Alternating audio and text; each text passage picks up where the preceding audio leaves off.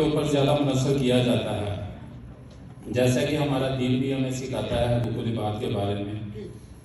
ایک حدیث مبارکہ پڑھتا ہوں حقوق العباد کے حوالے سے۔ حضرت ابو ہریرہ رضی اللہ تعالیٰ عنہ سے روایت ہے، انہوں نے کہا کہ رسول پاک صلی اللہ علیہ وسلم کا ارشاد ہے، ایک مومن کے دوسرے مومن پر 6 حقوق ہیں۔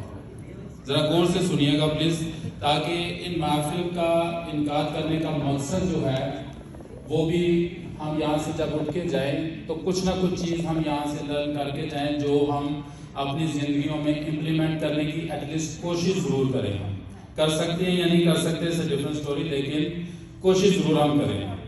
تو ان 6 حقوق میں جو دوسرے مومن پر جو حقوق ہیں، جب وہ بیمار ہو جائے تو اس کی بیمار پرسی کرے، جب مر جائے تو اس کے جنازے میں شرکت کرے، اور جب وہ دعوت دے، دعوت کے لیے بلائے تو اس کی پکار پر لبیک کہے، جب اس سے ملاقات کرے تو السلام علیکم کہے۔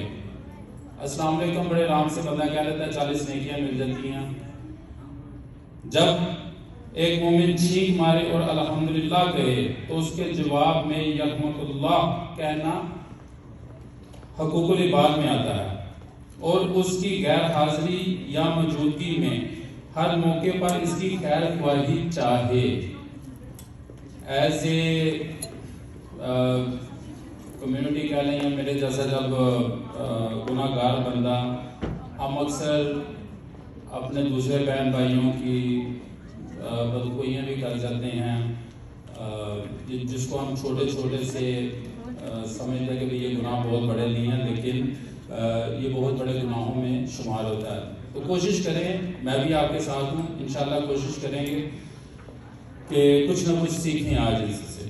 تو حقوق العباد کے بارے میں جب ذکر ہو رہا ہے تو یہاں پر کینیڈا میں رہتے ہوئے ہماری پریزنس شو کرنے کے لیے ہمیں اس سوسائٹی میں بھی حصہ ڈالنا چاہیے، اور جب ہم اس سوسائٹی میں حصہ ڈالنے کی بات کرتے ہیں تو ہمارے کمیونٹی میں چند افراد ایسے ہیں جنہوں نے ہماری کمیونٹی کا نام روشن کیا ہے۔ ان میں سے ایک مفتی صاحب ہیں، میں ان سے بھی گزارش کروں گا وہ بھی پلیز اسٹیج پہ تشریف لے آئیں۔